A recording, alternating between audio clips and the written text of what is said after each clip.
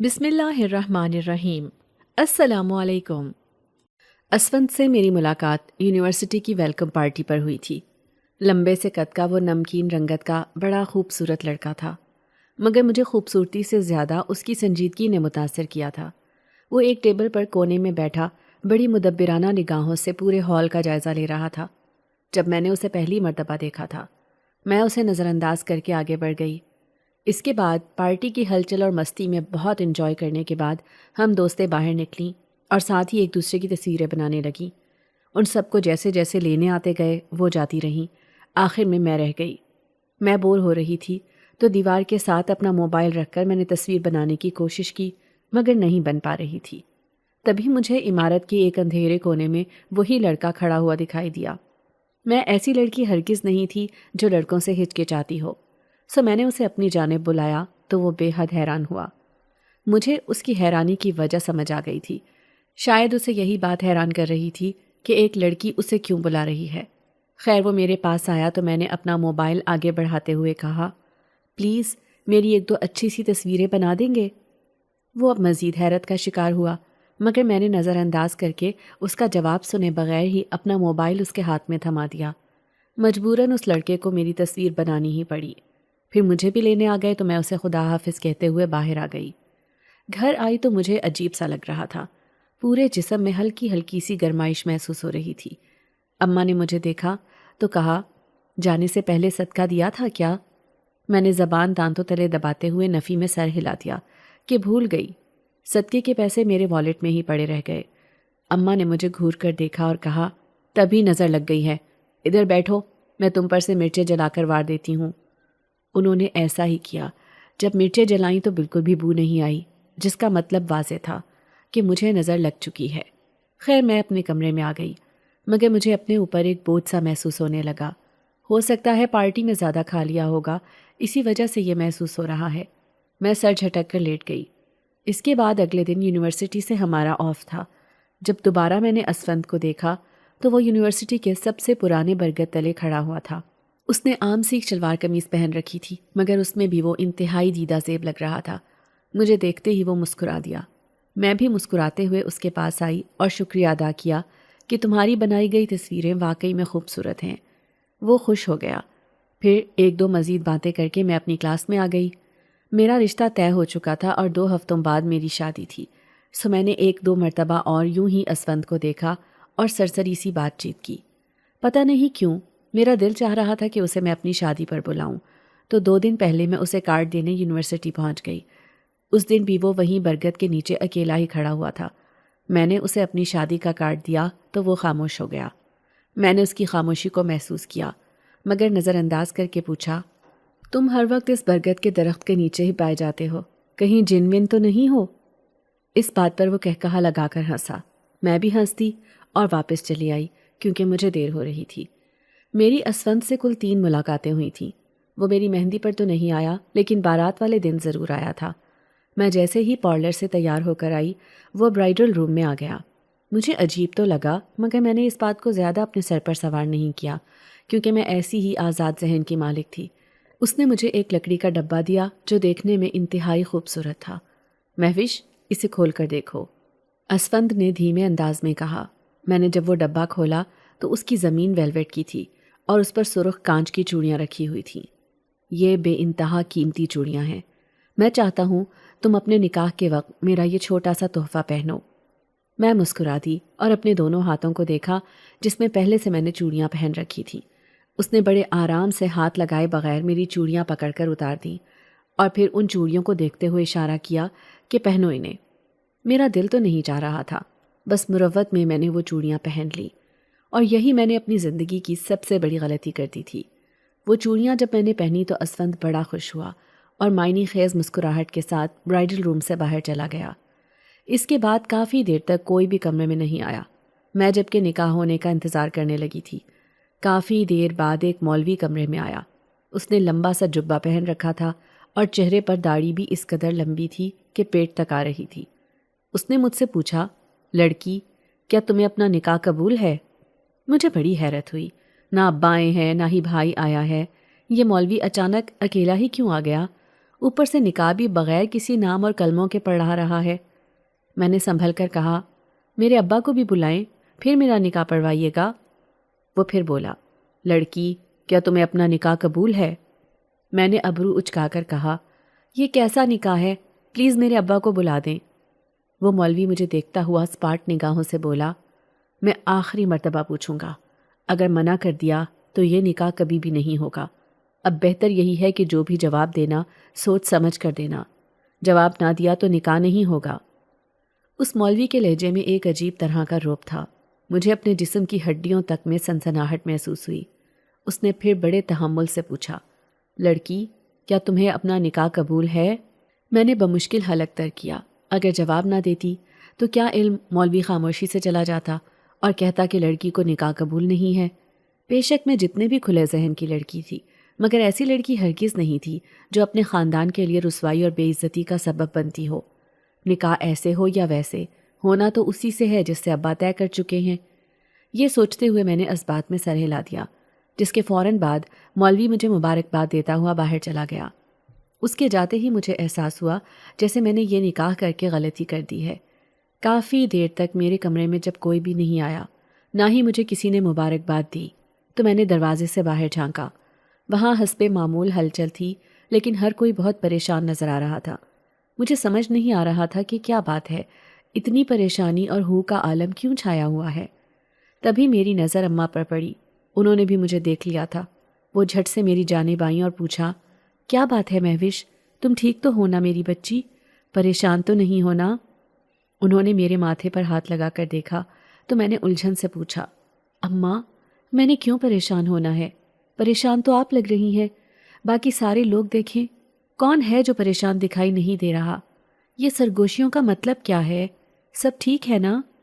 اماں نے نفی میں سر ہلایا، پھر حفظ ما تقدم کے طور پر مجھ سے پوچھا، کیا تمہیں کسی نے کچھ کہا ہے؟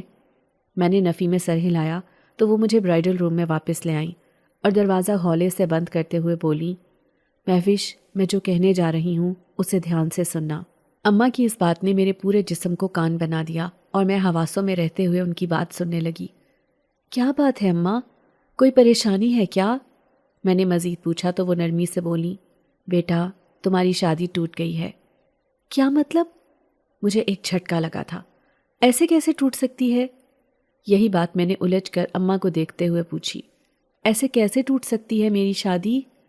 مہوش اس لڑکے نے انکار کر دیا ہے کہ وہ کسی طور بھی تم سے شادی نہیں کرے گا۔ مجھے اماں کی بات پر جھنجھلاہٹ ہونے لگی، بھلا ابھی کچھ دیر پہلے ہی تو میرا نکاح ہوا تھا، پھر وہ لڑکا کیوں منع کر رہا ہے؟ کیا مطلب، اسے رخصتی نہیں چاہیے کیا؟ یہی بات میں نے اماں سے بھی کہی تو وہ انتہائی حیرت سے بولیں، رخصتی نہیں بلکہ وہ لڑکا تو تم سے نکاح ہی نہیں کرنا چاہتا، اس نے منع کر دیا ہے، اور تم کس نکاح کی بات کر رہی ہو؟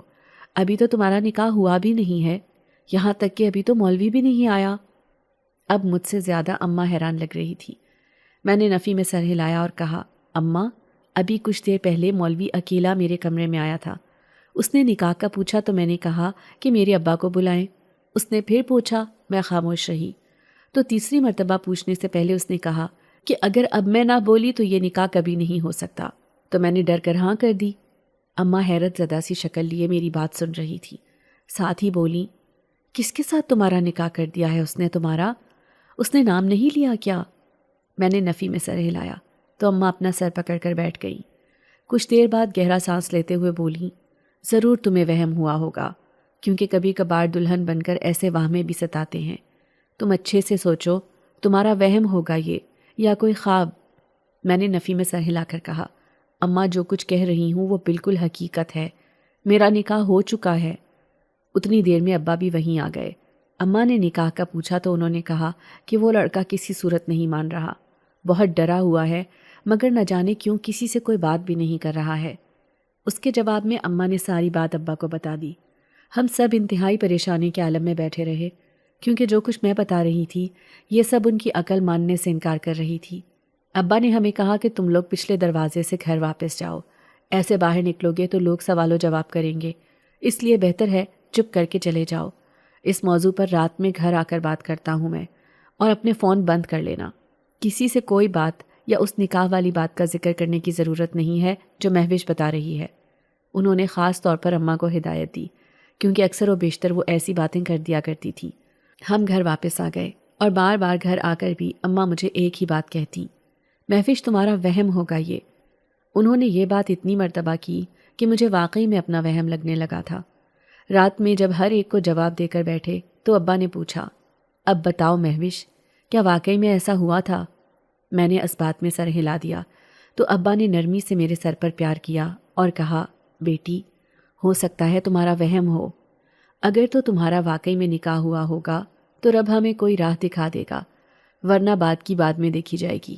ابھی تم بہت پریشان ہو، جا کر آرام کرو۔ میں چپ چاپ اپنے کمرے میں آ گئی، کیونکہ ابا بالکل ٹھیک کہہ رہے تھے۔ زیب نے مجھ سے یوں شادی سے انکار کر کے اچھا نہیں کیا تھا۔ ویسے بھی مجھے دکھ تو تھا مگر اتنا زیادہ نہیں تھا، کیونکہ زیب میری پسند نہیں تھا، وہ اماں ابا کی پسند تھا۔ ابھی تو میری پڑھائی بھی چل رہی تھی، تو شادی اسی لیے کر رہے تھے کہ اگلے سال جب پڑھائی ختم ہوگی تو وہ مجھے اپنے ساتھ امریکہ لے جائے گا۔ فی الحال سال بھر مجھے یہیں اس کے بغیر پاکستان میں ہی رکنا تھا۔ میں اپنے بستر پر لیٹی یہی سب کچھ سوچ رہی تھی کہ اگر اس نے ایسا ہی کرنا تھا تو مجھے جھوٹی امیدیں کیوں دکھائیں۔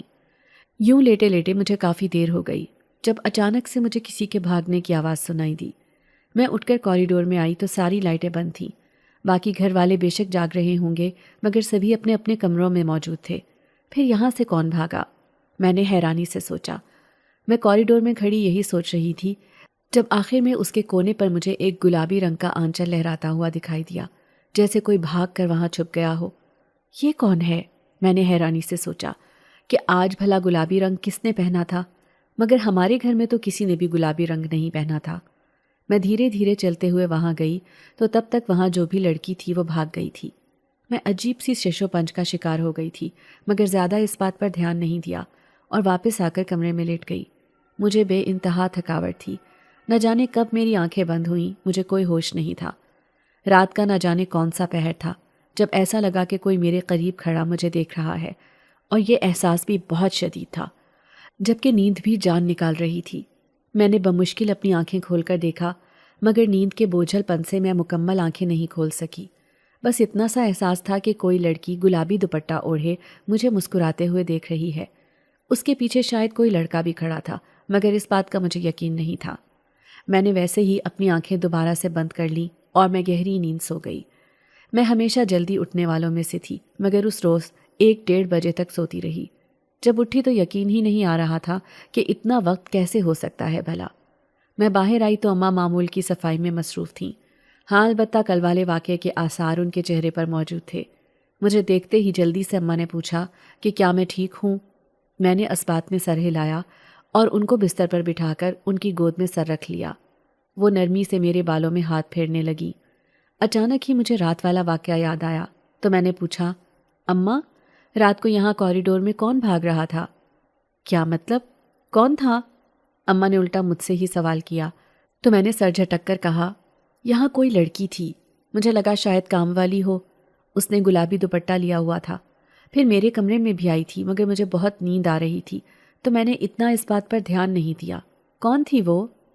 میرے پوچھنے پر اماں بہت زیادہ حیران ہوئی اور کہا، رات کو تو کام والی رکی ہی نہیں، تم نے پھر کس کو دیکھ لیا؟ میں چپ رہی۔ اماں نے مجھے غور سے دیکھا اور پوچھا، مہوش، سب ٹھیک ہے نا؟ کیا مطلب؟ میں نے چونک کر دیکھا تو ان کی چھٹی حس نے شاید انہیں کوئی اشارہ دے دیا تھا۔ تمہیں کچھ اور تو محسوس نہیں ہوتا؟ مطلب الٹا سیدھا کچھ؟ میں نے نفی میں سر ہلا دیا، لیکن بعد میں اماں کے تاثرات دیکھ کر میں سمجھ گئی تھی کہ وہ کیا پوچھنا چاہ رہی ہیں۔ ان کا مطلب تھا کہ مجھ پر کہیں کوئی سایہ تو نہیں ہو گیا، جس کا میں نے نفی میں جواب دیا۔ خیر وہ دن بھی بڑے آرام سے گزر گیا۔ میں پریشان تو تھی لیکن میری عادت شروع سے یہی تھی کہ میں پریشانی کو زیادہ سر پر سوار نہیں کرتی تھی۔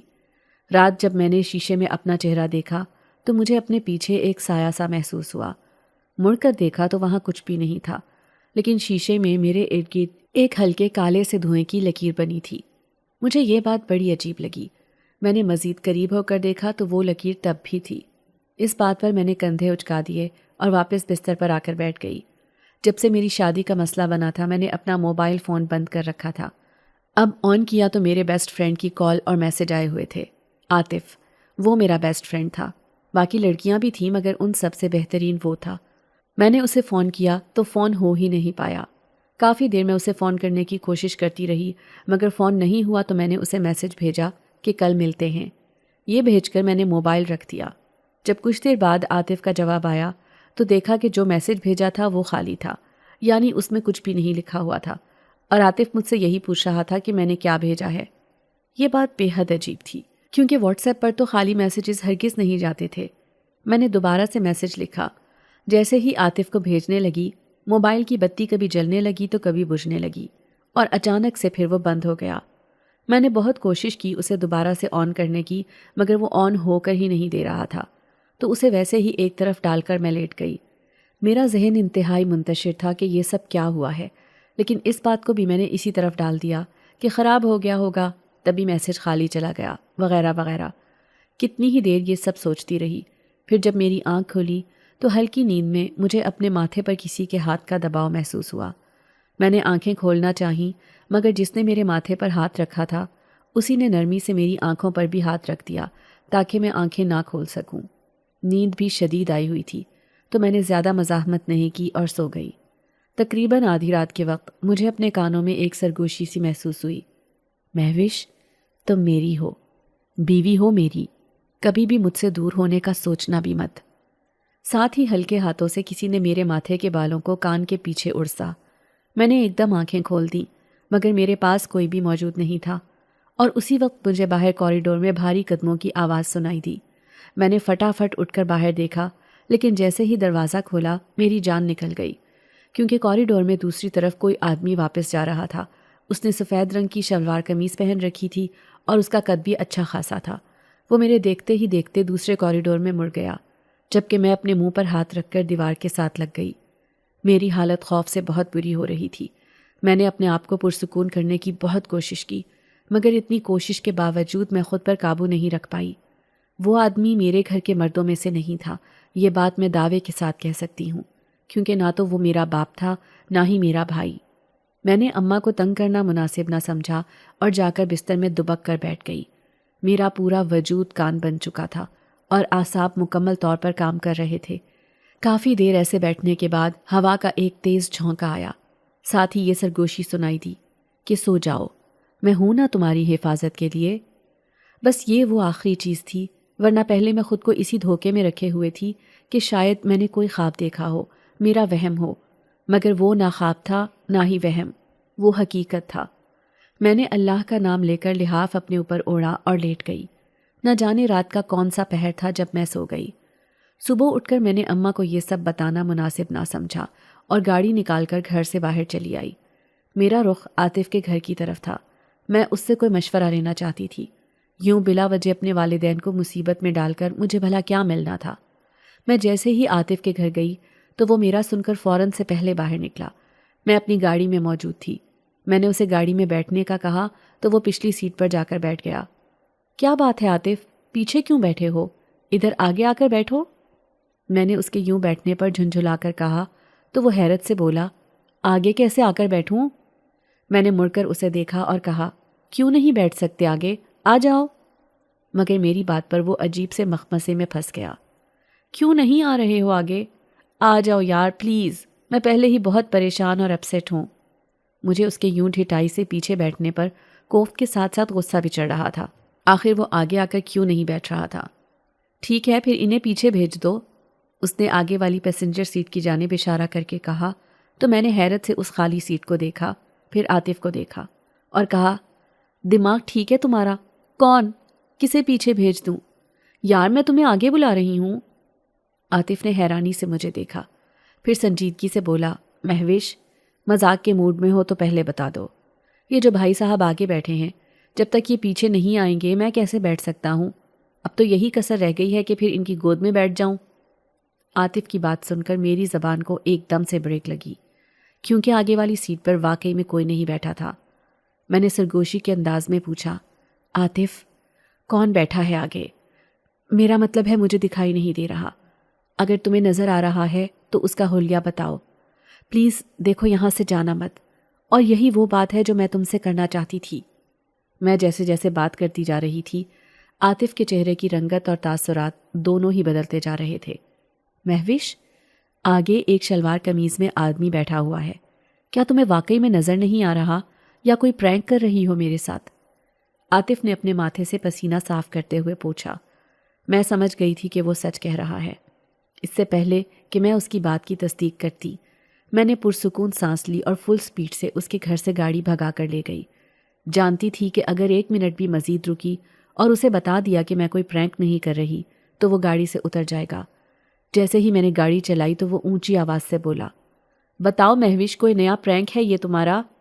میں نے نفی میں سر ہلایا اور کہا، یہی بات کرنا ہے مجھے تم سے، اور مجھے امید ہے کہ اس مشکل وقت میں تم مجھے اکیلا نہیں چھوڑو گے۔ میں اپنی ماں کی قسم کھا کر کہتی ہوں کہ مجھے آگے والی سیٹ پر کوئی بھی بیٹھا ہوا دکھائی نہیں دے رہا۔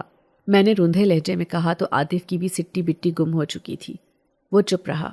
اس کے بعد اس نے ایک حرف بھی نہیں کہا۔ ہم دونوں کے چہرے لال سرخ ہو رہے تھے۔ راستے میں پولیس والے نے مجھے روکا مگر میں نے گاڑی نہیں روکی اور فل سپیڈ کر دی۔ وہ پولیس والا میرے پیچھے لگ گیا۔ میں شیشے میں اسے بار بار دیکھ بھی رہی تھی۔ اچانک سے اس کی گاڑی ایک درخت سے ٹکرا گئی اور یہ سب میں نے اپنی آنکھوں سے دیکھا تھا، کیونکہ روڈ بالکل صاف تھا۔ اکا دکا گاڑیاں ہی چل رہی تھیں۔ جب پولیس کی گاڑی درخت میں لگی تو وہ لمحہ بھی دیکھا تھا میں نے، جیسے کسی نے اسے درخت کی جانب جان بوجھ کر دھکا دیا ہو۔ میرے ہاتھ پیر کانپ رہے تھے، مگر مجھے سمجھ نہیں آ رہا تھا کہ اس گاڑی کو میں کس جگہ جا کر روکوں۔ یوں ہی کرتے کرتے میں بالآخر شہر سے باہر ایک ویران سڑک پر آئی تو گاڑی خود ہی چلتے چلتے رک گئی۔ اب گاڑی میں میرے اور عاطف کے علاوہ جو بھی تھا وہ مجھے نظر نہیں آ رہا تھا، البتہ میری اور عاطف کی تیز ہوتی سانسوں کی آواز گاڑی کی فضا میں عجیب سارے دھم پیدا کر رہی تھی۔ میں نے سرگوشی سے پوچھا، کیا اب بھی وہ موجود ہے؟ عاطف نے اس بات میں سر ہلا دیا۔ میں نے اپنے دونوں ہاتھوں کو زور سے بھینچ کر نرمی سے پوچھا، کون ہو تم اور کیوں میرے پیچھے پڑے ہو؟ مجھے اس کا کوئی جواب نہیں ملا۔ میں نے 1-2 مرتبہ اور بھی پوچھا مگر نہ کوئی جواب، نہ ہی کوئی ہلچل، کچھ بھی تو نہیں محسوس ہو رہا تھا۔ میں نے لمبا اور گہرا سانس لیا اور عاطف سے کہا، مجھے بتاؤ میں کیا کروں، مجھے یہی بات کرنا تھی تم سے۔ وہ خود پریشان تھا۔ اس نے میری بات کا کوئی جواب نہیں دیا۔ اچانک سے عاطف نے مجھے دیکھتے ہوئے کہا، وہ چلا گیا ہے، اب وہاں سیٹ پر کوئی بھی موجود نہیں ہے۔ میں نے یہ سنتے ہی گاڑی پھر سے سٹارٹ کر دی، اور یہی میری بھول تھی کہ اب وہ چلتی گاڑی میں نہیں بیٹھ سکتا۔ تھوڑا آگے جا کر ایک پارک تھا، وہاں میں نے اپنی گاڑی روکی اور عاطف کو پوری صورتحال بتائی۔ وہ خاموشی سے میری بات سننے کے بعد بولا، مہوش، مجھے تو لگتا ہے کسی جن کی نظر تم پر پڑ گئی ہے، ورنہ ایسے واقعات ہماری نانیاں دادیاں ہمیں سنایا کرتی تھیں۔ اب اصل بات کیا ہے اس کا تو مجھے بھی اندازہ نہیں ہے۔ ہم یوں ہی گاڑی میں بیٹھے بات کر رہے تھے جب اچانک پارک کے ایک درخت پر میری نظر پڑی۔ اس کے نیچے اسفند کھڑا ہوا تھا۔ اس نے دونوں ہاتھ سینے پر باندھے ہوئے تھے اور وہ نظریں چھوٹی کر کے میری جانب ہی دیکھ رہا تھا۔ شاید وہ مجھے پہچاننے کی کوشش کر رہا ہو۔ عاطف نے بھی میرے تعاقب میں ادھر دیکھا، مگر اس سے پہلے کہ وہ کچھ کہتا میں نے اسفند کو ہاتھ ہلا کر اپنی جانب بلایا۔ میں نے مڑ کر عاطف کو دیکھا تو وہ بہت زیادہ حیران تھا۔ اس کی شکل دیکھ کر اندازہ کیا جا سکتا تھا کہ اس کی سٹی بٹی گم ہو گئی ہے۔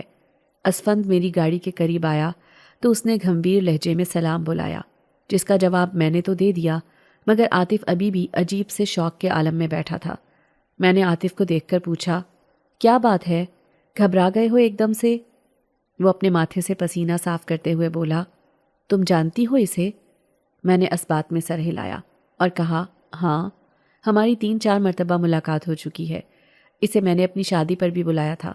یہ تو آ گیا تھا پر افسوس میری بارات نہیں آ سکی۔ میں نے تلخ مسکراہٹ کے ساتھ کہا تو عاطف خاموش ہو گیا۔ ایسا لگ رہا تھا کہ اس نے بمشکل تھوک نکلا ہو۔ کیا تم مجھے لفٹ دے سکتی ہو؟ اسفند نے مجھے دیکھ کر نرمی سے پوچھا تو میں نے عاطف کو دیکھا، کیونکہ ہم جو بات کر رہے تھے ابھی کے لیے وہ ضروری تھی۔ عاطف فٹافٹ بولا، یار مہوش، مجھے گھر جلدی جانا ہے، ہم اس موضوع پر پھر سے بات کریں گے، ابھی مجھے نہیں لگتا کہ بات ہو سکے گی۔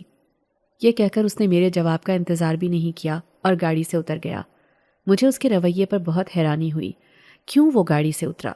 میں اسفند کو منع کرنے ہی والی تھی، مگر جب وہ اتر گیا تو پھر تو کوئی جواز ہی نہیں رہا تھا۔ اسفند آ کر فرنٹ سیٹ پر بیٹھ گیا۔ میں نے پوچھا، کہاں جانا ہے؟ تو وہ اپنا سر سیٹ کی پشت سے لگاتا ہوا بولا، ایک دفعہ چلو تو صحیح، جگہ کا بھی علم ہو جائے گا۔ میں نے گاڑی چلا دی۔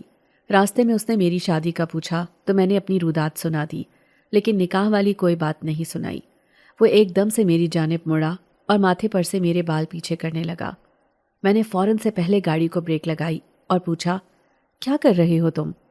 مہوش، اگر میں کہوں کہ مجھ سے نکاح کر لو تو بتاؤ کیا کر لو گی؟ میں اس کی بات پر جتنا حیران ہوتی اتنا کم تھا۔ کیسی بات کر رہے ہو تم؟ مجھے برا لگا تھا، نہ جانے کیوں۔ وہ میرے اور قریب آیا اور بولا، بتاؤ کیا کر لو گی تم مجھ سے شادی؟ یہ لہجہ اور انداز مجھے بڑا جانا پہچانا سا لگا، مگر ابھی میں نے اس جانب دھیان نہیں دیا کیونکہ مجھے اسفند کا میرے ساتھ یوں بے تکلفی اختیار کرنا عجیب سی الجھن میں ڈال رہا تھا۔ وہ مجھ پر دھیرے دھیرے جھکنے لگا۔ میں نے مزاحمت کی مگر اسے کوئی فرق نہیں پڑ رہا تھا۔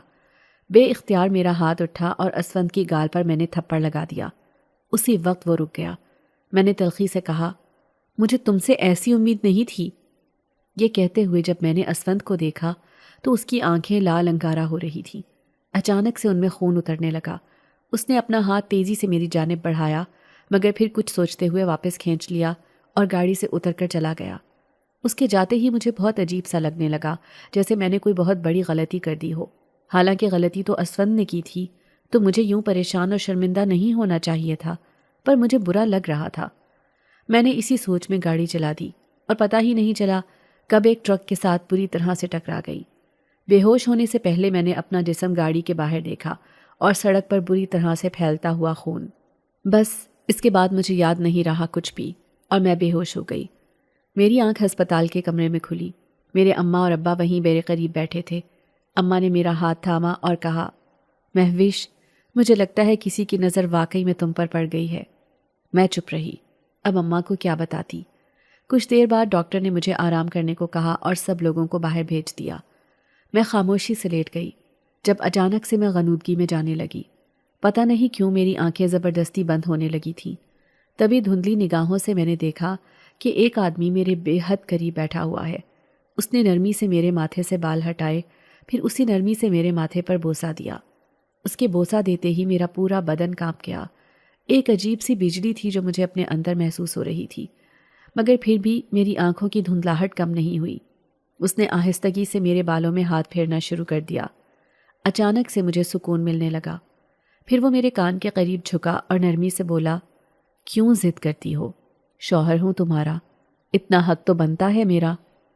یہ آواز مجھے بڑی جانی پہچانی محسوس ہو رہی تھی، مگر اس وقت میرا دماغ معاف تھا۔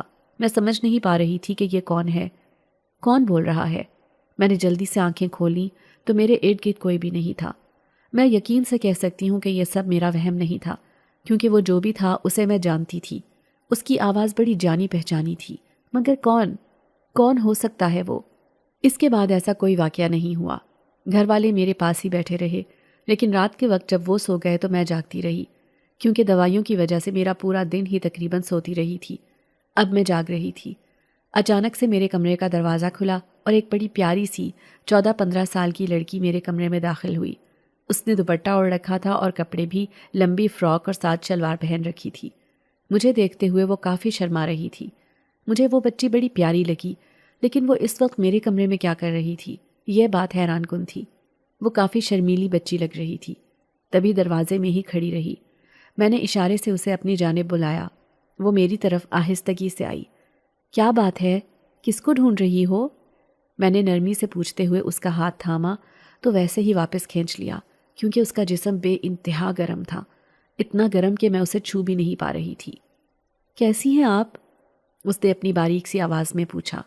میں ٹھیک ہوں، مگر آپ کو کس نے بھیجا ہے میرا پتہ لینے؟ وہ شرماتے ہوئے بولی، میرے بھائی نے۔ میرے کان ایک دم سے کھڑے ہو گئے۔ کون سے بھائی نے؟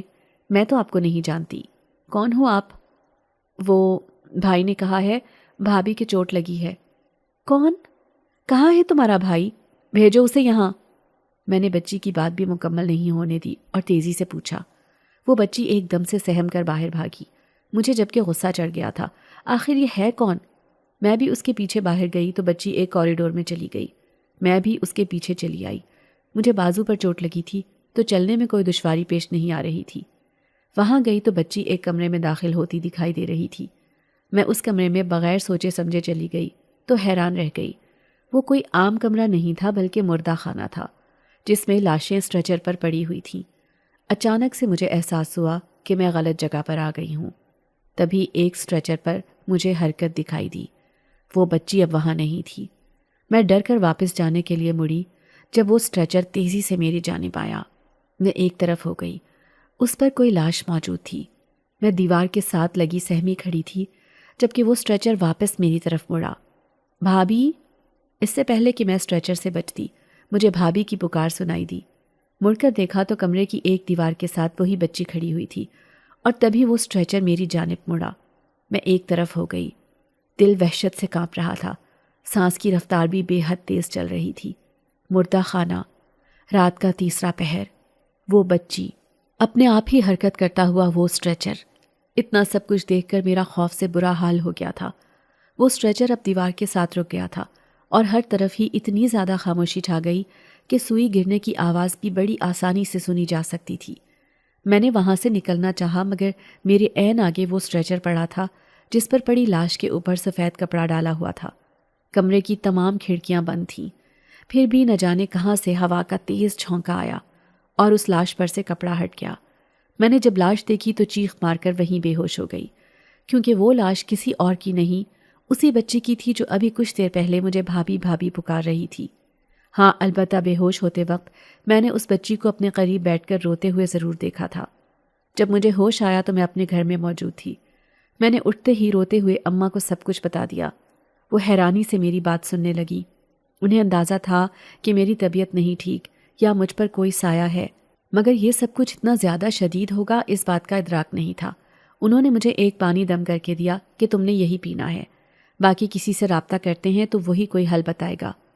میں نے جیسے ہی پانی پیا تو خود کو کچھ بہتر محسوس کرنے لگی تھی۔ گھونٹ گھونٹ جیسے میرے اندر اتر رہا تھا، مجھے اچھا لگ رہا تھا۔ میں نے پانی پی کر ایک طرف رکھا اور سوچتے ہوئے لیٹ گئی۔ تب مجھے احساس ہوا کہ وہ آواز جو میں نے سنی تھی وہ کسی اور سے نہیں بلکہ اسفند سے ملتی جلتی تھی۔ میرا ذہن جو کچھ مجھے بتا رہا تھا وہ میں قبول کرنا نہیں چاہتی تھی۔ یعنی اس سب کے پیچھے اسفند؟ نہیں، کبھی نہیں، ایسا تو ہو ہی نہیں سکتا۔ میں نے اٹھنا چاہا تو میرے جسم سے جان ہی ختم ہو گئی تھی۔ میں اپنے ہاتھ پیر ہلانا جلانا چاہتی تھی مگر ایسا نہیں ہو پا رہا تھا۔ اچانک ہی کمرے کی بتیاں کبھی جلنے لگیں اور کبھی بند ہونے لگیں۔ میں سہم کر لیٹی رہی کیونکہ یہ سب عام نہیں تھا، نہ ہی وہ بتیاں خراب تھیں۔ یہ کسی کے آنے کی نشانی تھی۔ میں وہیں سہمی سہمی سی لیٹی رہی جب اچانک سے لائٹ چلی گئی اور پورا کمرہ اندھیرے میں ڈوب گیا۔ مجھے صرف اپنی سانس کی آواز کے علاوہ اور کچھ بھی سنائی نہیں دے رہا تھا۔ تھوڑی دیر بعد انہی بھاری قدموں کی چاپ سنائی دی۔ اس کے ساتھ ہی میرے دل کی رفتار بھی بہت زیادہ تیز ہو گئی۔ میں نے اپنا سانس بند کر لیا کہ کہیں ایسا نہ ہو اسے پتہ چل جائے کہ میں کہاں پر موجود ہوں، مگر ایسا کب ہوتا ہے؟ وہ قدموں کی چاپ دھیرے دھیرے سے میرے بستر کے قریب آ کر ایک لمحے میں ہی دم توڑ گئی۔ مہوش؟ وہ بھاری لہجہ میرے کانوں پر کسی امتحان سے کم نہیں تھا۔ میں کچھ بھی تو نہیں کر سکتی تھی، حتیٰ کہ کوئی حرکت بھی ممکن نہیں تھی، سو وہیں چپکی سی بیٹھی رہی۔ بیوی ہو تم میری، اور میں تمہیں اپنے ساتھ لے کر جانے آیا ہوں۔ ایسے نہیں چلے گا، سمجھ رہی ہو؟ تیار رہنا، میں واپس آؤں گا تمہیں لے کر جانے کے لیے۔ میں خاموش رہی، لیکن میری آنکھوں سے رد عمل کے طور پر صرف آنسو بہے تھے۔ کتنی بے بس اور لاچار تھی میں۔ وہ ابھی وہیں کھڑا تھا جب مجھے ایک اور بھاگنے کی آواز سنائی دی۔ وہ آواز میرے عین قریب آ کر رک سی گئی۔ پھر ایک باریک آواز میرے کانوں میں پڑی، بھابھی، آپ مجھے بہت اچھی لگتی ہو، جلدی آنا، میں انتظار کروں گی آپ کا۔ اتنا بول کر وہ لڑکی واپس چلی گئی۔ سن رہی ہو نا؟ جلدی آنا۔ وہ میرے کان کے قریب جھکا، حتیٰ کہ اس کی سانسیں مجھے اپنے اندر تک اترتی ہوئی محسوس ہوئی تھی۔ پھر وہ واپسی کے لیے مڑ گیا۔ اس کے جاتے ہی کمرے کی بتیاں بھی ایک دم سے صحیح ہو گئیں۔ میرا جسم بھی واپس حرکت کرنے لگ گیا تھا اور آواز بھی نکل رہی تھی۔ آج مجھے اتنا اچھے سے احساس ہو چکا تھا کہ وہ آواز کس کی ہو سکتی ہے۔ شاید یہ اس پانی کا کمال تھا۔ جیسے ہی میں نے وہ پیا مجھے سب کچھ یاد رہا تھا، ورنہ پہلے بھول جایا کرتا تھا۔ میں نے اپنے ڈرائیور کو بلایا اور اس کے ساتھ عاطف کے گھر پر چلی آئی، مگر میرا سن کر اس نے ملنے سے منع کر دیا اور 100 طرح کے بہانے بنانے لگا۔ وہ بھی اپنی جگہ درست تھا، بلا وجہ میری وجہ سے خود کو مشکل میں کیوں ڈالتا؟ میں نے گارڈ کے آگے اپنے ہاتھ جوڑ دیے اور کہا، خدا کا نام ہے، ایک مرتبہ، صرف ایک مرتبہ مجھے عاطف سے مل لینے دو، دوبارہ نہیں آؤں گی۔ گارڈ کو شاید مجھ پر رحم آ گیا تھا۔ اس نے یہی کہا کہ اپنی ذمہ داری پر جاؤ، اور ہاں، آج تو جا رہی ہو، اس کے بعد یہاں ہمیں دکھائی بھی نہ دینا۔ میں یہ سنتے ہی تیزی سے اس کے گھر میں داخل ہوئی۔ عاطف مجھے لاؤنج میں ہی مل گیا تھا۔ مجھے دیکھ کر وہ جلدی سے اپنے کمرے میں جانے لگا تو میں نے ہاتھ جوڑتے ہوئے کہا، مجھے صرف ایک بات پوچھنی ہے، اور تم ہی واحد وہ شخص ہو جو میری الجھن کو سلجھا سکتے ہو۔ خدا کا نام ہے، مجھے بتا دو، میں بہت مشکل میں ہوں۔ میری بات پر وہ شش و پنج کا شکار ضرور ہوا، مگر مجھ سے کچھ فاصلے پر کھڑا ہو کر بولا، جلدی پوچھو جو پوچھنا ہے، زیادہ وقت نہیں ہے میرے پاس۔ میں نے پوچھا، عاطف جو تمہیں اس روز میری گاڑی میں نظر آ رہا تھا، کیا تم نے اسے پہلے یا بعد میں دیکھا ہے کہیں حقیقت میں؟ وہ چونک گیا، مگر تلخی سے بولا، میں اس بارے میں کوئی بات نہیں کرنا چاہتا۔ میں نے کہا، عاطف جھوٹ مت بولو، بتاؤ کون تھا وہ، مجھے یقین ہے تم بتا سکتے ہو، بتاؤ نا، بہت اذیت میں ہوں میں۔ جب تمہیں دکھائی ہی نہیں دے رہا تھا تو میں بتا بھی دوں تب بھی سمجھ نہیں سکو گی تم، اس لیے رہنے دو، اس نے چڑ کر کہا، مگر میری صحت پر رتی برابر بھی اثر نہیں ہوا تھا۔ یہ وہ لمحہ تھا جب میں نے ڈھیروں دعائیں کی تھیں کہ کاش وہ اسفند نہ ہو۔ کون تھا وہ؟ وہی نہ جو اس پارک میں ہمیں ملا تھا؟ وہ چند لمحے خاموشی سے ہمیں دیکھتا رہا، پھر تلخی سے بولا، ہاں وہی تھا، اب جاؤ یہاں سے۔ ساتھ ہی وہ خود بھی وہاں سے چلا گیا، جبکہ میں عجیب سی کیفیت لیے اس کے گھر سے واپس آ گئی۔ مجھے بالکل بھی یقین نہیں آ رہا تھا کہ اسفند ہو سکتا ہے وہ۔ یقیناً عاطف نے میرے ساتھ جھوٹ بولا ہوگا۔ میں یہی سوچ رہی تھی جب اچانک سے مجھے ٹھوکر لگی اور میں گرتے گرتے بچی۔ یوں ہی سر اٹھا کر دیکھا تو میری گاڑی کے ساتھ اسفند ہی ٹیک لگا کر کھڑا ہوا تھا۔ میں اس کی جانب بھاگی اور پوچھا، بتاؤ کون ہو تم؟ مجھے یقین ہے عاطف جھوٹ کہہ رہا ہے، تم ہو ہی نہیں سکتے۔ مگر اس نے بھی میری امیدوں کو توڑ دیا۔ میں ہی ہوں، بلکہ میں ہی تمہارا شوہر ہوں۔ اس بات نے میرے پیروں تلے سے ایک دم ہی زمین کھینچ لی۔ میں پیچھے ہوئی تو وہ سر اسبات میں ہلا کر بولا، میں ایسا کرنا نہیں چاہتا تھا مگر میری مجبوری ہے۔ تم جن زادے ہو یا کوئی اور کون ہو تم؟ اسفند نرمی سے مسکرایا اور بولا، جن زادہ ہی ہوں میں۔ کاش تمہاری طرح عام انسان ہوتا تو ایسے مسائل ہمیں لاحق نہ ہوتے۔ کیا مطلب؟ ایک دم سے میرا سارا خوف جاتا رہا تھا۔ یہی کہ تم انسانوں سے مجبوری میں شادی نہ کرتا بلکہ انسان بن کر بڑے مزے سے شادی کرتا۔ اس نے مجھے پرسکون کرنا چاہا مگر میری عجیب ہی کیفیت ہو رہی تھی۔ کہنا کیا چاہتے ہو تم؟ کھل کر بتاؤ۔ پھول، اس کی خاطر میں نے تم سے نکاح کیا ہے، ورنہ میری ایسی کوئی مجبوری نہیں تھی کہ میں نکاح کرتا۔ جس لڑکے سے تمہارا نکاح ہونے والا تھا اس کو کسی نے مار دیا تھا، مگر گھر والوں کو یہ بات نہیں بتائی تھی، تبھی تمہارا نکاح نہیں ہو سکا۔ وہ لڑکی اس کی بہن تھی، اس کو بھی مار دیا گیا تھا۔ کب، کیسے، یہ تمہیں جاننے کی ضرورت نہیں۔ میں اس وقت وہاں سے گزر رہا تھا جب وہ بچی نزا کے عالم میں تھی۔ میں نے اسے بچانا چاہا مگر وہ سجی سنوری حالت میں تھی۔ مجھ سے کہنے لگی کہ آج میرے بھائی کی بارات تھی، ظالموں نے میرے بھائی کو مار دیا۔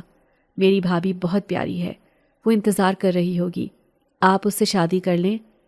یہ کہہ کر وہ تو مر گئی مگر مجھ پر بہت زیادہ بوجھ ڈال گئی۔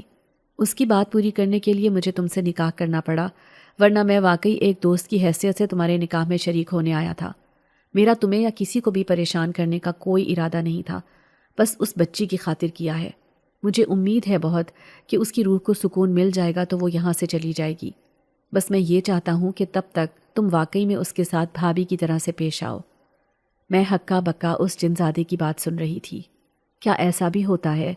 نہ تو کبھی یہ بات کہانیوں میں سنی نہ پڑھی۔ مجھے لاکھ چاہنے کے باوجود بھی اس بات پر یقین نہیں آ رہا تھا۔ بھابھی؟ تبھی مجھے سڑک کی دوسری طرف سے وہی بچی بھاگتی ہوئی اپنی جانب آتی دکھائی دی۔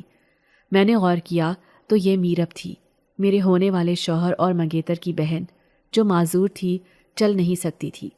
وہ بہت خوشی سے میری جانب بڑھی جبکہ میں ڈر رہی تھی۔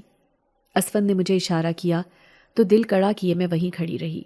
میرب نے مجھے کچھ پھول تھمائے اور وہاں سے چلی گئی۔ جانتی ہو وجہ کیا بنی تھی؟ اسفند خود کلامی کے انداز میں بولا۔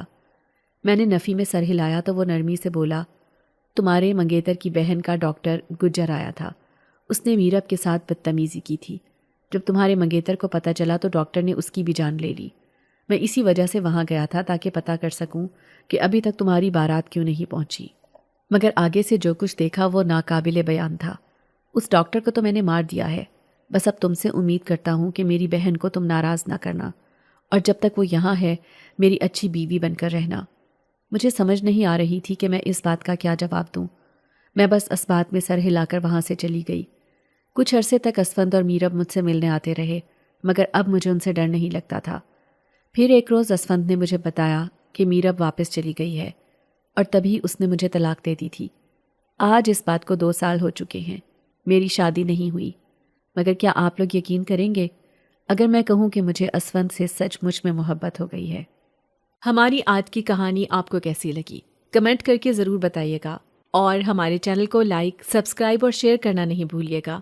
ساتھ ہی ساتھ بیل آئیکن کو بھی پریس کر دیجئے تاکہ ہماری ہر آنے والی نئی کہانی کا نوٹیفیکیشن آپ کو بر وقت مل سکے۔